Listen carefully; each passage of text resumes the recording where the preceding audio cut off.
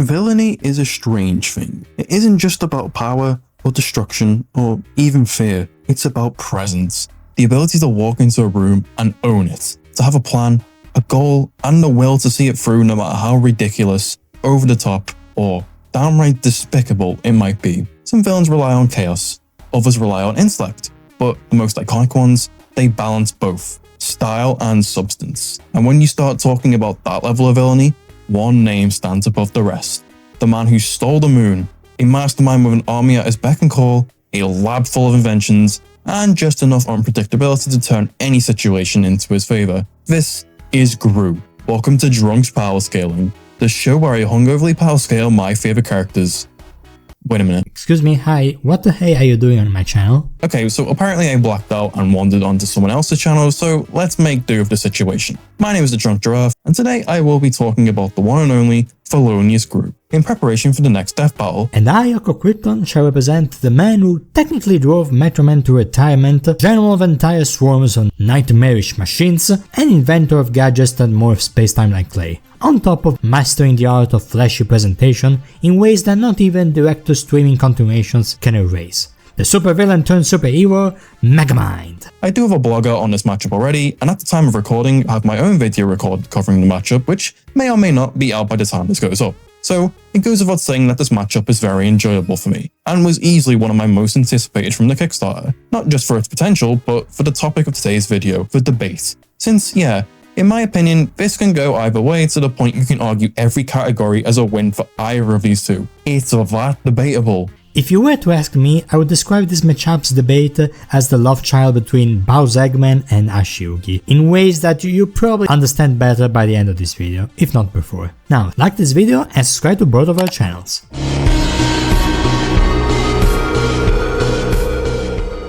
As for what Gru brings to the table physically, he's an absolute unit. Not only is he a skilled martial artist, but he's capable of punching out sharks and barging through steel doors. He's also insanely durable, getting chewed on by sharks, blown back by soundwave guitars, falling down 8 floors as a child, and survives this explosion from Vector's lab worth nearly 5 kilotons of TNT. Speaking of Vector, he was terrified to fight Gru. Not that he needed to be, since he can survive getting yoinked by Gru's rocket, as well as survive getting hit by a growing moon and being forced into the atmosphere as it grows, a feat worth nearly 5.5 megatons of TNT. Vector would later go on to survive multiple collisions with Gru's ship, moving at beyond hypersonic speeds, being knocked unconscious onto Mars. Being generous with the ship's speed, this gives us a yield of 14 megatons, meaning Gru physically likely sits in the Seti ranges. And yes, I am aware, El Macho's quote feat would be greater than this, but as he states at the end of the movie, the volcano story was just that. It wasn't real. Yeah, I'm gonna keep it a buck. Megamind is probably not taking physical strength here. Like, just look at the ways they react to a shark attack. One of them has to kick it, the other just raises his fist. The Big Blue's durability, however, is probably his most underrated stat. He can survive getting thrown around by Titan, a skeleton yeeted by Metro Man, a close call with an explosive truck, this giant mech stepping on him like a roach, and energy from Lady Doppler's lightning blast, which caps around 10 megatons of TNT. But look, you say, doesn't Megamind have at least 3 different ways to give himself Metro Man's powers and pull a Lex Luthor on Gru? Look, I'm gonna keep it a buck once more. I'm gonna save that topic for the gadgets category, since this doesn't apply to Megamind's own physical prowess, which is already not in the best position since Gru is physically superior and can actually throw hands. But who can throw hands faster?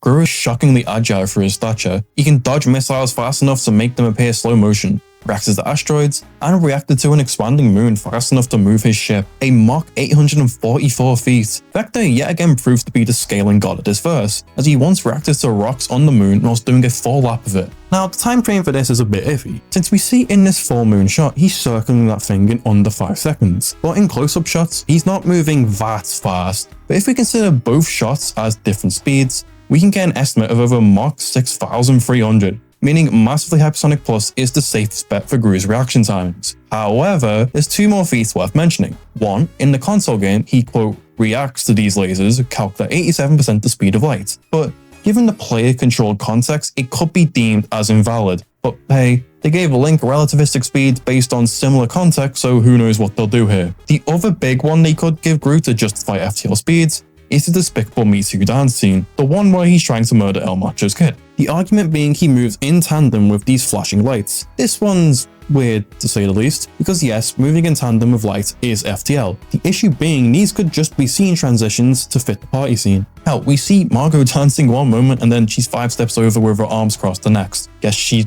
5 times FTL by that logic. This one's likely not getting used, but it's still a fun argument. So he is at least massively hypersonic plus to maybe relativistic depending on your stance on the gameplay feat, with one more feat we get to mention later. Megamind is, for a lack of a better term, one slippery bastard. When I say that some of his stats are out of this world, I'm not just making some dumb wordplay. I'm referring to the one time where he literally reacted to meteors from space. Lightning quick reflexes, you say? Reflexes, you say? I mean, clearly enough to dodge lightning, and I'm not taking things lightly when I say that this ability to dodge lasers has been calculated between anywhere 9 to 104% the speed of light. Also, if we do go by video games, he can double jump. Obviously, he still gets statue blitzed by his iconic rival and horror movie director Markiplier, but against Felonious Gru, I personally would think he has more solid arguments for superior speed overall, but I also fully understand if you think this category is a tie. They both have arguments for massively hypersonic, too faster than light stuff.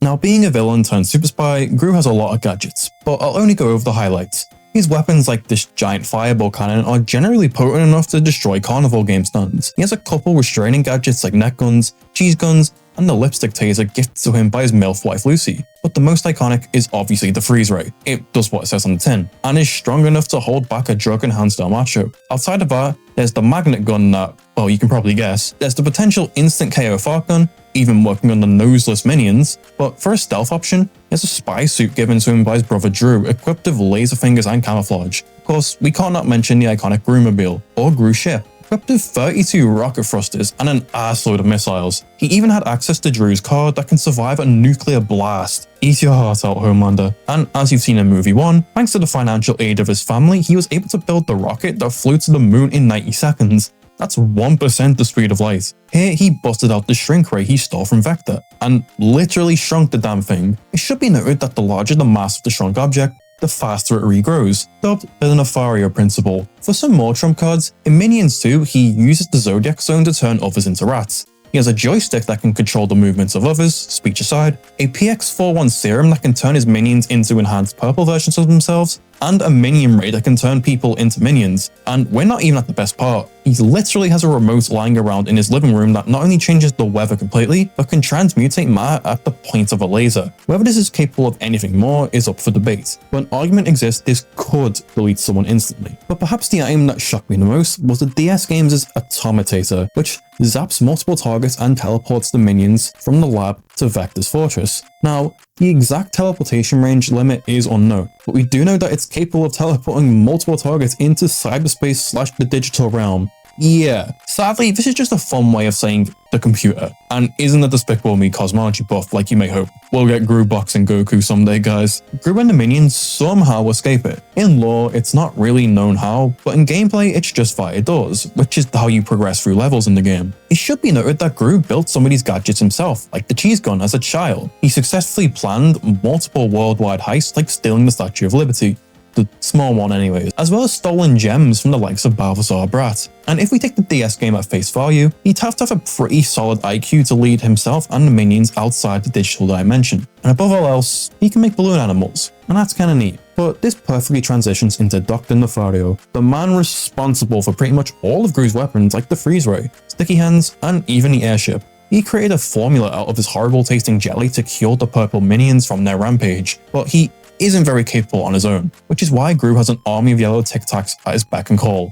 The minions. These seemingly immortal yellow bastards are pretty much unkillable by most conventional means, whether it be the electric chair or death by noose. Not even the vacuum of space can kill them. And worst of all, despite their stupidity, they work pretty well together at times. especially with Gru, whose weapons they can all wield. But certain minions have some unique ones of their own. Matter-eating plants, golden invulnerability shields, items that send others directly to the moon, enlargement potions, rapid aging serums, transportation wands, and a gun that can remove the target's gravity, teleport stuff, and clone the target. They can also seemingly mess with the 4th wall to some degree as seen in the credits, but the battle applicability here is a little vague. Of course, there are some specific minions worth mentioning, like Kevin, Stuart, and Bob, who are not only martial art masters, but possess stretch arms, lava lamp guns, and hypnosis helmets. Stuart even has a reality-warping iPhone that can change the shape of anything through the lens. Kevin, whilst enlarged, survived this explosion alongside Scarlet Overkill, worth over 6-7 kilotons of TNT. This is the part where you laugh. And in general, the minions should scale to the stuff Gru can. Remember before when I said there's one more speed feat worth mentioning?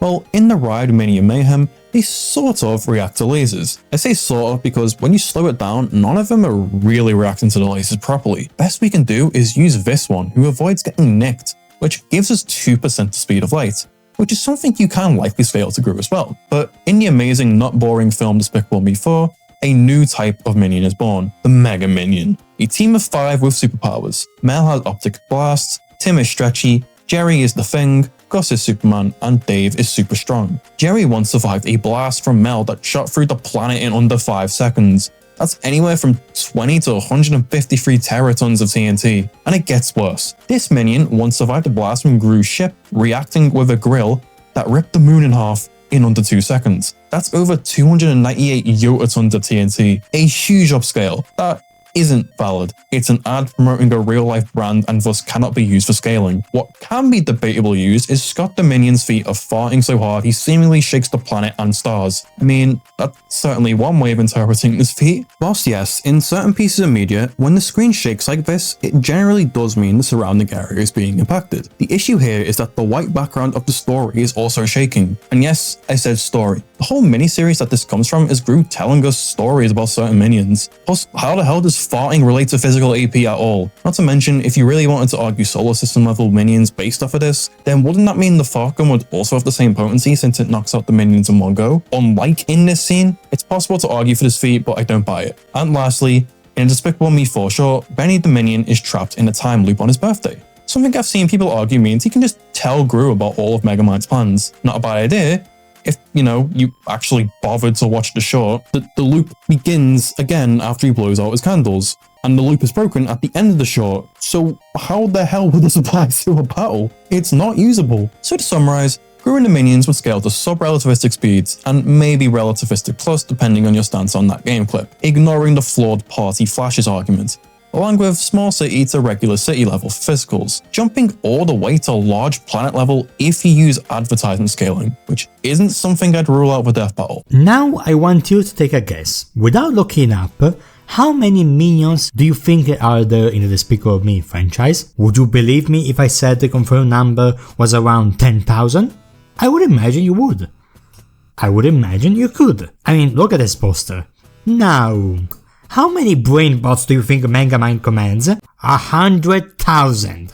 Yes, the brain bots literally outnumber the minions 10 to 1, and are proven to be more efficient, reliable, quick thinking, and easily summonable, in contrast to Gru usually carrying only a couple of minions at a time. Thanks to that newer Megamind content beloved by all audiences and crab YouTubers alike, they now carry portable prisons that can trap anything indefinitely. One of Megamind's newer brainbots can even react to lasers from other brainbots, giving us a reaction time of 4 times the speed of light. That same series expanded on Megamind's favorite tool, the D-Gun, and its many settings. Let's go over them. Brace yourself. Dehydrate turns you into a fully conscious small cube until you get wet. Debalance makes you dizzy. Debilitate makes you weak. Decelerate makes you slow down in all your movements, including falling, somehow. Degravity makes you float. Demotivate makes you mope. And there are 3 different settings to erase something from existence. Delete, destroy, and disintegrate. Why do they have different names despite having the exact same result? I have no idea. The target just goes poof. And you can fire it at multiple enemies at once. I don't think it's wild to point out how much the D-Gun semi-nullifies any physical advantage Gru and the minions may possibly bring to the table. Like, Megamind might not be able to destroy them, but he doesn't need to in order to win. He can just trap them, make them dizzy, make them float to space indefinitely, for the second time. Oh, you thought I was done? His time destabilizer can send things and beings across time. The particle collider atomizes everything it touches. Megamind's own freeze ray comes with superior range. His Binky is the most powerful energy source in the universe, capable of island-level destruction against a 10 miles wide comet. You remember his death ray, who needed to quote-unquote warm up? That's no longer the case if we go by the sequel that people actually like. His Holo Watch can forcefully make someone look like somebody else via holograms. And I think it's a good moment to say that I would love a scene where Megamind uses it on Gru and they switch appearances, so he orders minions to attack the Megamind transformed Gru, only for one of the minions to turn around suspiciously because the boss just pronounced Kevin as Kevin. Or Kevan. I don't know, that would be fun. But the most notable gadget in Megamind's arsenal is undoubtedly the Soul Transfer, which helped him switch powers with Metro Man. Why is he an influencer? I have no idea. This should take place shortly after movie 1, not 2020. Anyway, this would mean that he would be able to take away the Mega Minion powers and give them to himself. Much like he could theoretically use the Metro Man DNA to give him Metro Strength or pull up this Metro Suit again.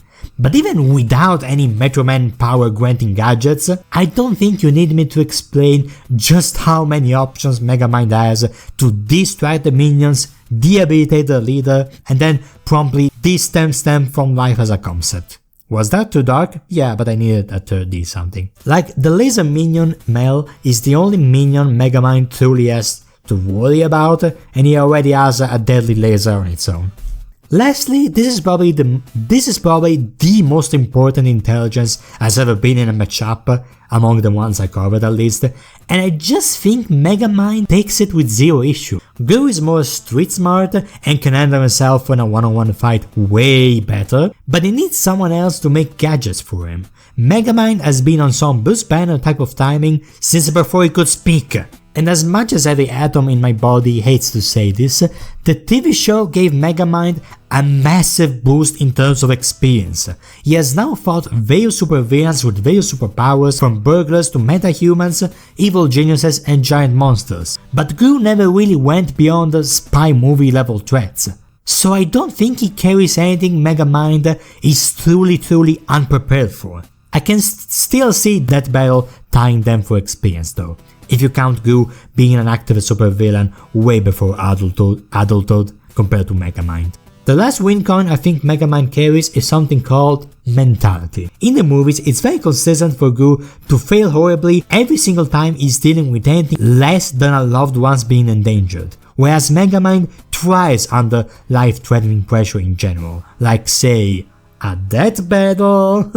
So with all that said, do I think Gru wins? With a debate like this, I don't think a right answer exists here. I'm not just saying that to be on the fence, I do genuinely mean it. But I do slightly lean Megamind due to an actual rapid multi-fire existence erasure tool as his main gun, superior speed, better trump cards, and the physicality gap not really mattering when you consider his mech and the Metro Man suit, but I do expect Gru to take it. But with all that said, I just want to say a big thank you to Hawk for having me on. This has been a long time coming and I hope we get the opportunity to do this again. Oh, of course, likewise man. This is definitely one of those rare times where extremely close fight actually applies, but I also lean more towards my boy Megamind, due to the sheer number of Axie win cons, gadgets, battlefield control, more efficient and numerous minions, plus the general intelligence and skill to use all of this in a way that kinda nullifies any physical advantage his opponents may wield. I can't believe it.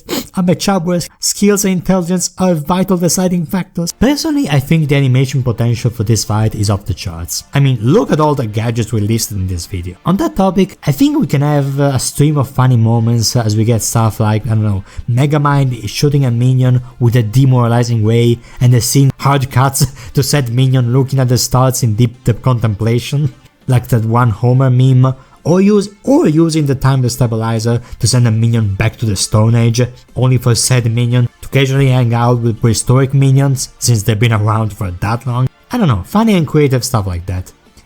But if Megamind's victory is as assured and as me and Mr. Giraffe both think, it must end with him winning by being himself. Not by using Metro Man's powers in any fashion, but by outsmarting Gru with his own technology and smarts, as the most amazing song you've ever heard plays in the background. Brandon or Terraform Media, either of you can take after Double Life or the Megamind theme song, or the one that goes da da da da da da da da da from the first movie. Seriously, the music gotta be a whole-time banger, I'm sorry. But what about you, DJ? What do you want to see? As for stuff I want to see in the fight, I want some of their lesser known weapons to get the spotlight. Portal Bazooka, Automatator, Reality Warping Remote, and Megamind's Cloning Machine. Because yeah, whilst the freeze rate and dehydration gun are iconic, this fight needs to get creative to do well in my opinion. And I think the only way this fight can end is a beam clash between Mel and Deathray deciding the winner. So yeah, fun matchup that I hope Death Battle cooks with. I've been Drunk Giraffe, and